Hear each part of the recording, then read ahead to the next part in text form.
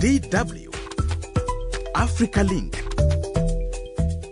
Nigeria's economy has just recorded its fastest growth in over 10 years, a headline that's turning heads across Africa's financial community. The latest World Bank report reveals a surprising surge, defying expectations at potentially a turning point for Africa's largest economy. But behind the numbers lie deeper questions. What's driving this growth? Is it oil, tech, agriculture, or something else entirely? And more importantly, can this momentum be sustained despite persistent inflation, high unemployment, and currency instability? That's what's coming up. My name is Josephine Mahachi. Welcome to Africa Link, the podcast that connects you to the stories that matter from Africa. Africa Link, every weekday here on DW. Despite ongoing challenges like inflation and unemployment, a World Bank report signals renewed momentum for Nigeria, Africa's largest economy, a potential sign of stabilization after years of sluggish growth and economic shocks. So the million-dollar question is, are Nigerians really feeling the growth, and how can Nigerians benefit? Joining me for this conversation is Razak Fatai, an economist with over a decade of expertise in macroeconomic research, public policy analysis, and investment advisory, as well as our own DW's Jamiu Abiodun in Abuja. Abiodun, our reporter on the ground, how are you feeling about this news? Are you now having better meals after this? It's impressive, nevertheless, that Nigeria is on the path to recovery, but it's still like a drop in the ocean. People are still trying to meet up with their daily survival. Now, Razak, for people who might not know exactly what the World Bank report indicated, it said that the Nigeria's economy has grown by 3.4%, and it is being driven by recovery in the oil and gas sector, ICT, and finance. Can you kindly expand on this recovery for us? So what we've seen is, because we've seen some recovery as a result of increased crude oil production, due to reduction in oil theft and some kind of intervention to help grow that sector has really helped to stimulate growth in that sector. And also because there is more regulatory clarity and mostly foreign exchange reform. And then on ICT, we've seen that following COVID-19 shock, which in some way helped to grow the digital economy, we've seen that there has been continued growth for the ICT sector as demand for voice and data services continues to soar. And also because we're also seeing some kind of growth in digital infrastructure. And for the financial sector, which is also a big driver of growth, it's grown by 30% in 2024. And this is largely because interest rates are high, and also because a lot of banks made money from exchange rate adjustment because the government made some adjustment to the foreign exchange. And what we've seen is that has really helped the bank's balance sheet, and the tighter monetary policy. High interest rate has continued to support growth for the financial sector. But this is also coming at a time when the Africa Development Bank President Akinwumi Adesina also said Nigerians are worse off economically than in 1960. We're in 2025. Please make me understand, Razak. So to respond to that, growth itself is not enough to improve welfare. So for you to improve welfare, you have to grow faster than your population, but also the distribution of growth in terms of how wealth is distributed. We've struggled to really grow because we've had like almost 3 episodes of downturns, and what that has done is we've not been growing enough to meet up with our population growth. And what you see, because inflation is also very high, it means that the benefit of growth is not distributed. Right. Now, Abiodun, I just want to also know what Nigerians feel about this. I saw when the statement by President Adesina of AFDB, it went viral. It was trending for days. But then about this World Bank report, I've really not seen anything, especially on social media. Like, Nigerians don't even care. What are Nigerians really saying about this report? For many Nigerians, they see the GDP growth, as largely, disconnected from their everyday reality. Informal sectors, young graduates and small business owners, are not really feeling the impact of this growth. In fact, some of them said that while sectors like oil, telecom, banking, just have financial may be expanding, the benefits, really trickle down. People don't see the benefits. There are people that are still struggling to get ends meet. So it is they want the government to actually focus on creating job, invest in skill development, especially for the youth. I mean, you realize that a couple of times, young graduates or young people will actually graduate from universities or schools, and will not get a job to actually complement for all the time they spent in school, and they are calling for targeted support in agriculture. I mean, that's another area entirely, because when you look at the middle belt, which is the center of Nigeria, which happens to be the bread basket of the nation, where we see most of our grains and food and everything, we all know the cases of insecurity in this area that have prevented farmers to access their farms. So they want government to actually improve, in areas like that, support agriculture. They also want to have access to credit facilities, infrastructure that supports small-scale production and distribution. And I think yesterday we went out and spoke with Nigeria, and this is actually what Nigeria had to say. I would say I did not feel the impact of the increase in the GDP, because out there is a hike in transportation, hike in the price of transportation and in foodstuffs. So I suggest that the government should invest more on agricultural productivity, invest in small scale farmer, so that there will be surplus supply of foodstuff in the country. In that there will be growth in our GDP.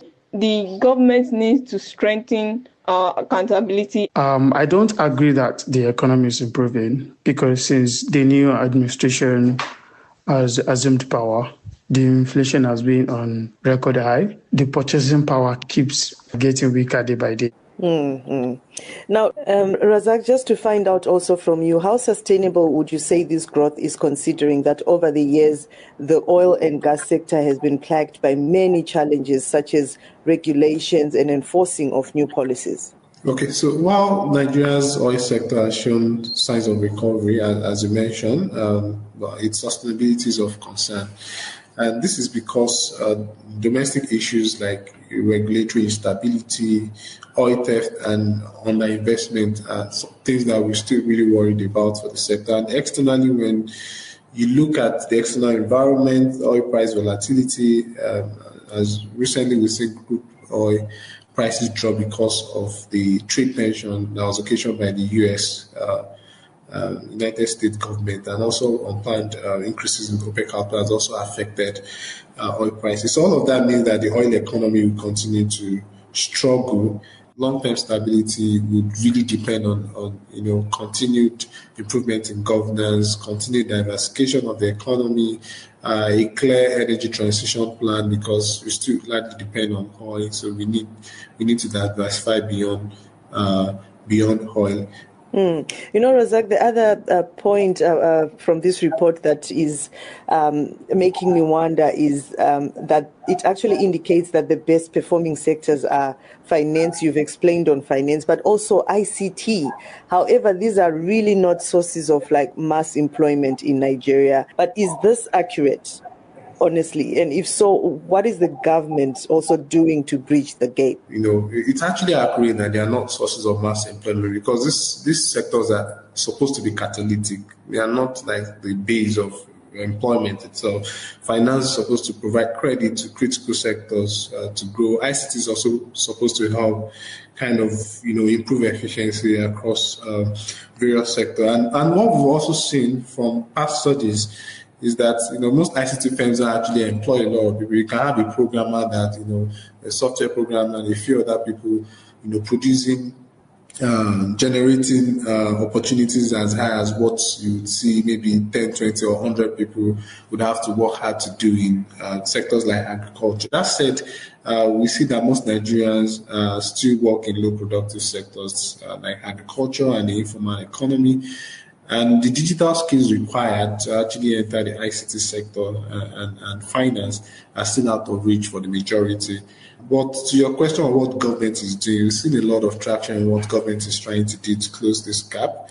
And one very key initiative that I would like to refer to in this case is 3 million technical talent program. And we've seen how they aim to train young Nigerians in high demand skills like software engineering, and all of these are coming into fruition.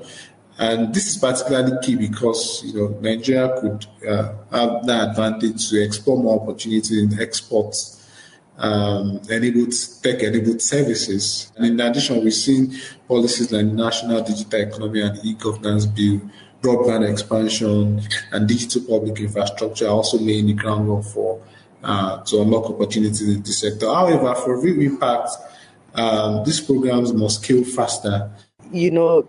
Looking at what fiscal and maybe monetary policies should Nigeria then prioritize to maintain or build on this momentum without triggering inflation or external vulnerabilities? Let me start with the fiscal element. So what we want to see is a lot more prudential. We want to see a lot more efficiency in public spending, particularly because we are at a time where we are unable to take on so much debt because our debt levels are already very high and cost of debt is very expensive. So it means that every penny has to be spent efficiently to deliver public goods. So for me, I think that would be my key message for the public sector and for the government at large, to identify and prioritize, sectors that are very critical to growth, particularly energy. We still struggle to generate energy. To also prioritize, restoring security. As Jami rightly mentioned, a lot of farmers are unable to go to farm. And we're just hearing several cases of banditry, which continues to threaten stability. So we need to see government prioritize security as well.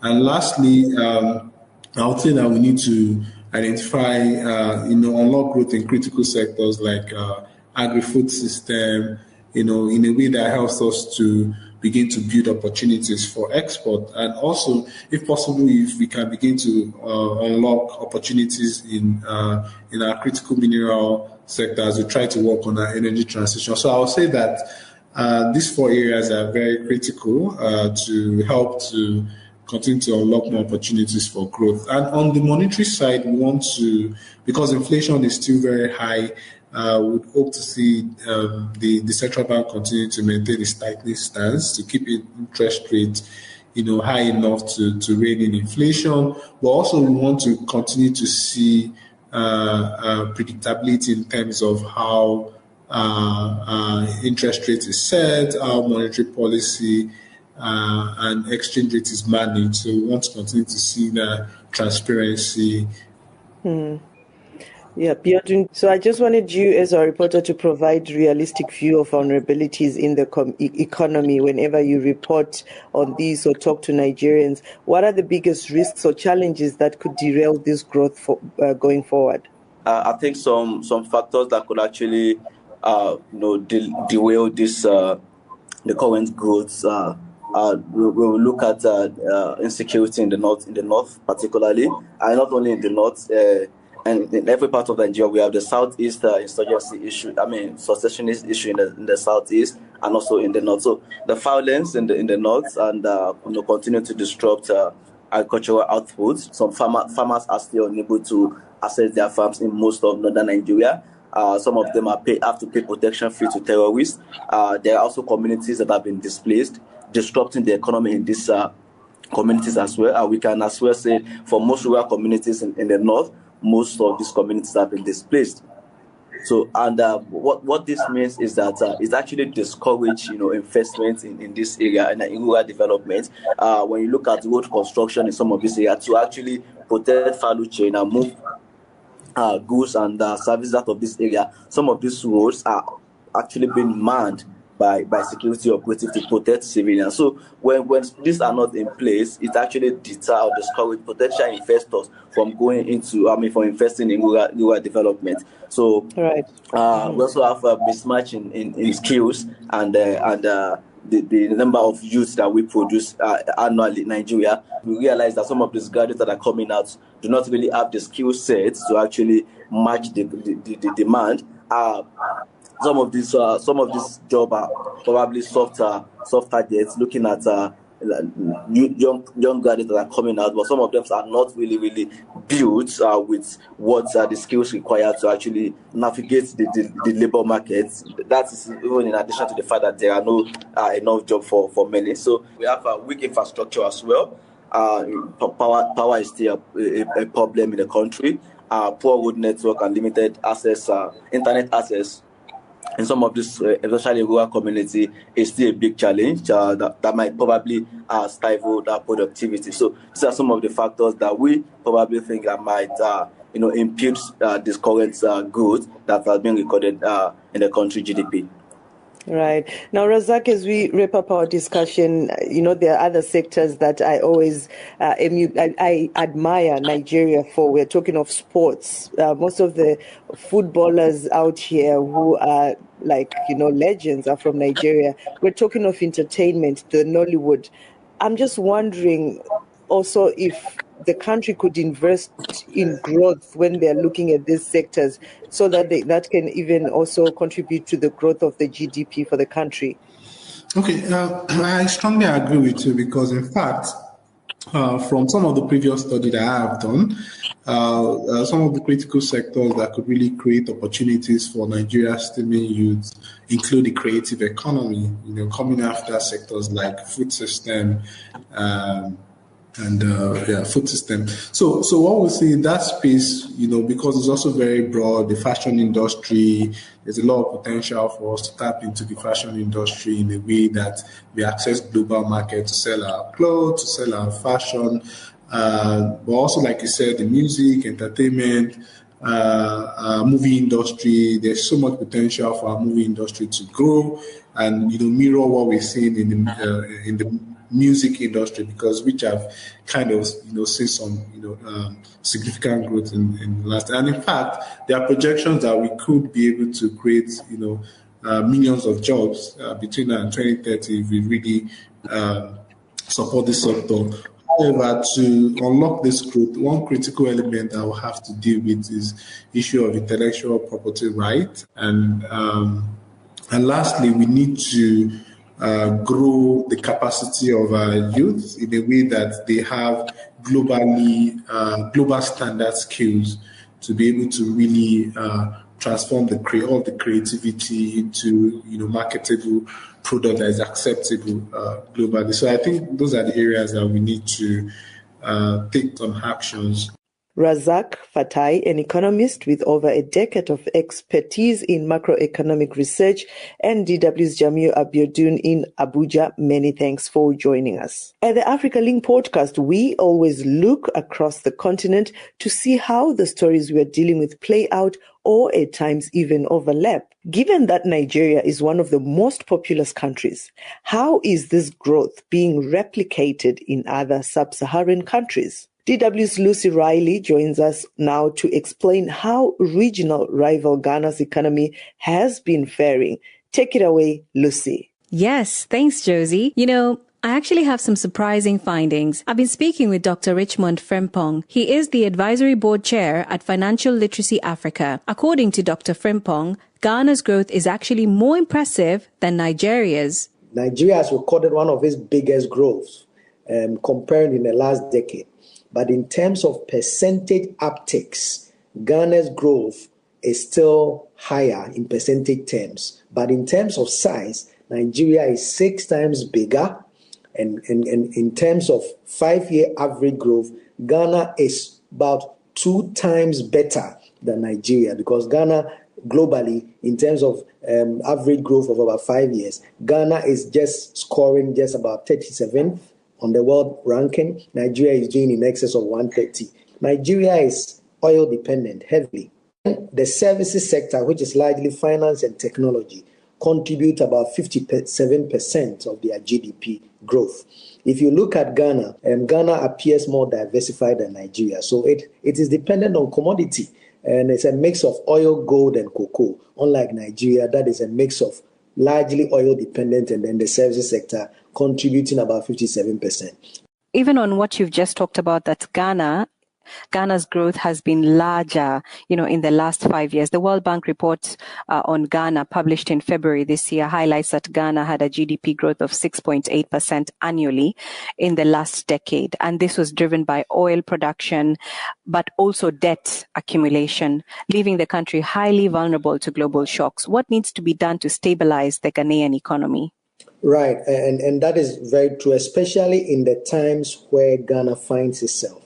If you look at the post-COVID era, Ghana was exposed vulnerably to external shocks. And because of its fiscal flippages, Ghana was overrun by the external shocks. And as I'm speaking now, it is working around the clock to go through an IMF program. What Ghana needs to do is to pay attention to the fundamental structure of its economy.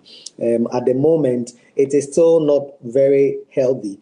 And fiscal policy, especially on the fiscal side, the government will have to be very smart with revenue mobilization and be very efficient with the expenditures so that the deficit uptake can be managed. That is what pushes Ghana out of stability. If Ghana can take a cue, for example, you see the structural reforms going on in Nigeria, and Ghana can pay attention to fiscal discipline and do a lot more diversification on its economy, not be dependent on gold, oil, and just services, but now uptake on industrial ecosystems. And when fiscal and monetary policies are in line, then Ghana can recover and even get out of the IMF program. The question is, where are the opportunities for growth for ordinary Ghanaians? Because what stood out in the World Bank report is that a vast majority of the Nigerians don't have the skills to get into the sector of ICT, finance, oil and gas. So what about in Ghana? Where are the opportunities for this growth? One is a textile manufacturing cluster. Two is a pharmaceutical manufacturing cluster. And three is an agro-processing manufacturing cluster. The agro-processing would help with food inflation and deal with the macros, and also bring a lot of jobs and connect the value chain of agriculture into industry so that cocoa and all the other things they produce do not go out there just as raw, since the economy depends also on commodity. Two, the textile industry is also critical. It takes up a lot of jobs, and it is very quick. The turnaround time is very quick. Between 6 to about 12 months, you will see an upturn. And so if that industrial anchor is also activated through the industrialization plan. And finally, can the growth that is being seen in Nigeria and now in Ghana be replicated in other African countries? What lessons can be learned from this that can be replicated? We should pay attention to economic structural reforms. Quick fixes with fund programs do not fix economies. And so we should pay attention to structural reforms, the basics, the macro basics. And for the rest of the continent, we should be looking at crossing the industrial tap, one, and getting the private sector to lead growth in terms of GDP. If we don't do that and the government keeps meddling in creating employment, in getting itself at the thick and at the center of everything growth, we will not do well as a continent. So the government should switch now into industrialization through special economic zones, critical, so that all the commodity-dependent economies across the continent will now move away into value adding. And that brings a lot of stability, and that brings a lot of jobs, and that brings a lot of fiscal health across the economies. Thanks very much, Dr. Richmond Frimpong. We'll definitely keep watching how Africa's economies progress in 2025. Back to you, Josie. Thank you so much, Lucy Riley. That's it for this edition of Africa Link. Remember, you are not just a listener, but a crucial part of our community, and your engagement can shape the direction of our discussions. We value your insights and encourage you to share your thoughts with us. This episode was co-produced and edited by Kai Nebe and Lucy Riley. My name is Josephine Mahachi. Thanks for listening. Until the next one, it's bye for now. DW News. We begin in Gabon, where the country's former president, Ali Bongo, has been flown to Angola with his wife and son. Bongo was ousted in a coup in 2023.